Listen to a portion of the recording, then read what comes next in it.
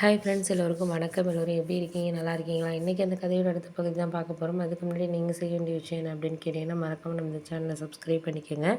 கீழே இருக்க பெல் பட்டனையும் கிளிக் பண்ணுங்கள். அப்போ தான் நான் போடுற வீடியோஸ் எல்லாமே உங்களுக்கு உடனுக்குடனே நோட்டிஃபிகேஷன் வரும். ஸோ மறக்காமல் சேனலை சப்ஸ்கிரைப் பண்ணிவிட்டு வீடியோ பாருங்கள் ஃப்ரெண்ட்ஸ். வாங்க நம்ம கதைக்குள்ளே போகலாம். ஒரு ஒரு வருஷத்துக்கு அப்புறம் நான் ஊர்லேருந்து வந்தேன். அதாவது அம்மா அப்பாவை பார்க்கணும் அப்படிங்கிற ஒரு ஆசையில் தான் வந்தது.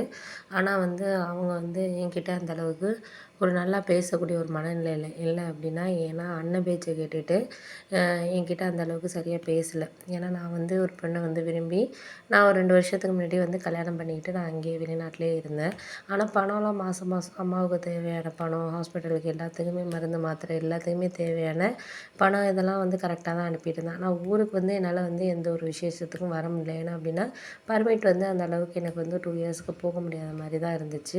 எவ்வளோ நானும் ட்ரை பண்ணி பார்த்தேன். இருந்த நாடு அப்படிங்கிறதுனால வேறு வழி இல்லை, இருந்து தான் ஆகணும். ஏன்னா நம்மளுக்கு வேலை எல்லாமே அங்கே தான் இருக்குங்கிறப்போ, மேரேஜ் பண்ணியிருக்க பொண்ணு நம்ம ஊர் சைடு தான். ஆனால் அங்கே அவங்க குடும்பம் செட்டில் ஆனவங்க.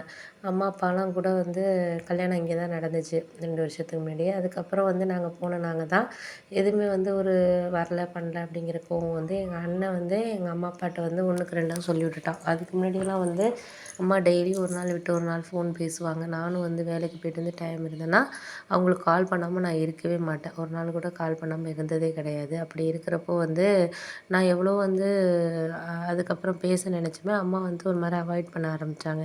இது மாதிரி வேலை இருக்குது, அதுக்கு போகணும் இதுக்கு போகணும் அப்படின்னு சொல்ல ஆரம்பித்தோன்னே எனக்கு தெரிஞ்சிருச்சு. அண்ணனுக்கு என்ன கோவம்னா, நான் அவனை இந்த நாட்டுக்கு அழைக்கல அப்படின்னு. இத்தனைக்கும் அவன் படிக்கலை, படிப்பு கம்மியாக இருந்ததுனால எனக்கு இங்கே அழைக்கிறதுக்கு அந்த பர்மிட்டுக்கெல்லாம் அப்ளை பண்ண முடியல. அதை அவன்கிட்ட எவ்வளோ நான் சொல்லி பார்த்தேன். அதுக்கு பதிலாக வேறு நாட்டுக்கெல்லாம் தெரிஞ்ச என் ஃப்ரெண்ட்ஸுங்ககிட்டலாம் சொல்லி எல்லாம் அவனுக்கு ரெக்கமெண்ட் பண்ணுறேன். அவனுங்களும் அழைக்கிறதுக்கு தயாராக தான் இருந்தானுங்க. ஆனால் இவங்க ஒரு இதாக இல்லை. இவன் ஒரு வெளில போகணும் அப்படிங்கிற ஒரு எண்ணமே கிடையாது. இங்கேயே ஒய்ஃபு குழந்தைங்க இப்படி தான் இருக்கணும் அப்படிங்கிற ஒரு எண்ணத்தில் தான் அவன் இருந்துகிட்டு இருந்தான். ஆனால் என் மேலே சொல்லிவிட்டான், இது மாதிரி தம்பி அழைக்கல, அவன் நல்ல வேலையில் இருக்கான், அவன் நல்லா இருக்கணும்னு மட்டும்தான் நினைக்கிறான் அப்படி இப்படின்னு எங்கள் அம்மா அப்பா கிட்ட அவன் ஒய்ஃபெல்லாம் சொல்லி கொடுத்துட்டு போல இருக்குமா, அதனால தான்மா அழைக்கல அப்படி இப்படின்னு சொல்லிட்டு அவனாவே இது பண்ண ஆரம்பிச்சிட்டான். அதுக்கப்புறம் தான் எங்களுக்கு புரிஞ்சிச்சு, சரி ஓகே இதுக்கப்புறம் என்ன இது பண்ணணும் அப்படிங்கிறது எனக்கு அதுக்கப்புறம் தான் ஒரு சில விஷயங்களே புரிய ஆரம்பிச்சிச்சு. சரி ஓகே, இதுக்கப்புறம் ஒரு சில விஷயத்த நம்ம கொஞ்சம் மனசில் நம்ம நினச்சிக்கிட்டு எதாக இருந்தாலும் இது பண்ணால் மட்டும்தான் சரியான ஒரு விஷயத்துக்கு நம்ம இது பண்ண முடியும். அதனால் முடிஞ்ச வரைக்கும் நம்மளால் என்ன முடியுதோ அதை நம்ம வாழ்க்கையில் அடுத்ததுக்கு நம்ம கொண்டுட்டு போகிறதுக்கு நம்மளுக்கு முடிஞ்ச வரைக்கும் நம்ம அடுத்தவங்க பேச்சு இவங்க இது பண்ணுறாங்க அது பண்ணுறாங்கன்னு நம்ம நினைக்கக்கூடாது அப்படிங்கிறது என் ஒய்ஃபாக தான் சொன்னாங்க. நீங்கள் நேரில் போய் உங்கள் அம்மா அப்பா பார்த்து பேசுங்க, புரிய வைங்க. அவர் என்ன சொன்னால் என்ன, ஒரு நிமிஷம் நீங்கள் போய் நின்னீங்கன்னா எல்லாம் மாறிடுவாங்க அப்படின்னு சொல்லிட்டு இவங்க தான் சொன்னாங்க. சரி ஒரு 1 மந்த் லீவ் எடுத்துகிட்டு நான் போகிறேன் ஊருக்கு, நான் மட்டும் போகிறேன், நீங்கள் ஒர்க்கெல்லாம் பார்த்துக்கிட்டு அப்படின்னு சொல்லிட்டு, ஏன்னா ஏஜென்சி மாதிரி இங்கே ரன் பண்ணிகிட்டு இருந்தோம் நானும் என் ஒய்ஃபும் சேர்ந்து. அதனால தான் லீவ் கிடைக்காத மாதிரி இருந்துச்சு. நான் அதுக்கப்புறம் இப்போ இதுக்கப்புறம் பர்மிட் எனக்கு கிடைச்சுமே என்னால் இது பண்ண முடியலை அப்படிங்கிற மாதிரியான ஒரு சூழ்நிலையில் தான் இருந்துச்சு. அதுக்கு அடுத்த ஒரு 2 நாள்லேயே நான் டிக்கெட் போட்டேன். ஊருக்கு டிக்கெட் போட்டு கண்டிப்பாக போய் ஆகணும் நம்ம அப்படிங்கிற மாதிரி ஒரு முடிவெடுத்து தான் கிளம்புனேன். கிளம்புனதுக்கு அப்புறம் என்ன ஆச்சுன்னு பார்த்தீங்கன்னா, ஊருக்கு போகிறது அம்மாவுக்கு யாருக்குமே தெரியாது. திடீர்னு அன்றைக்கி காலைல கார் ஒரு 7 மணிக்கு போய் நின்னதுக்கப்புறம் தான் அம்மாவுக்கே தெரிஞ்சுச்சு. அவங்களுக்கு ஒரு மாதிரி ஆச்சரியமாயிட்டு. ஆனால் அவங்களுக்கு பாசங்கிறது இருக்குது. இருந்தாலும் எங்கள் அண்ணன் அவங்கள இந்த மாதிரி பேசி பண்ணி பேச முடியாமல் வச்சுருக்கான் அப்படிங்கிறது எனக்கு தெரியும். ஆனால் நல்லாவே, ஏன்னா எங்கள் அண்ணனை அப்போலேருந்து பார்த்தேன் நான். எனக்கு தெரியாது அவங்க எப்படி என்னங்கிறத.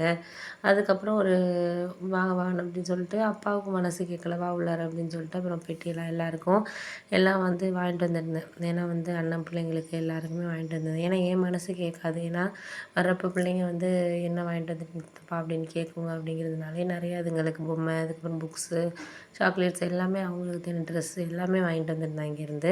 ஆனால் எங்கள் மறுநாள் ஒரு 10 மணி போல் என்னாச்சுன்னா, கொஞ்ச நாள் ரெஸ்ட் எடுத்துகிட்டு அம்மா அதுக்கப்புறம் சாப்பாடுலாம் பண்ணாங்க. சாப்பிட்டேன். இப்போ தான் எங்களை பார்க்குறதுக்கு உனக்கு கண்ணு தெரிஞ்சிச்சா அப்படின்னு கேட்டாங்க.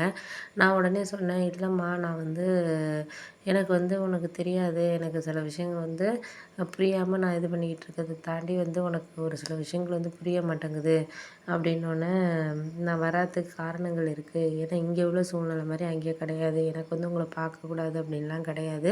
இன்னும் 1 வருஷம் மட்டும் எனக்கு பர்மிட் எக்ஸ்டெண்ட் ஆனுச்சுன்னா கண்டிப்பாக அம்மாவையும் அப்பாவையும் 2 பேரையும் ஒரு 3 மாதம் லீவில் வந்து நீங்கள் என் கூட இருங்க. இருந்து பார்த்தீங்கன்னா தெரியும் என் வேலை எப்படி, எத்தனை மணிக்கு நான் தூங்குறேன், பண்ணுறேன், செய்கிறேங்கிறது எல்லாமே உங்களுக்கு தெரியுமா அப்படின்னோடனே சரி சரி ஏதோ சொல்கிற விட அப்படின்னு சொல்லிட்டு அதுக்கப்புறம் அம்மாவும் அப்பாவும் கொஞ்சம் சகஜமாக பேச ஆரம்பித்தாங்க.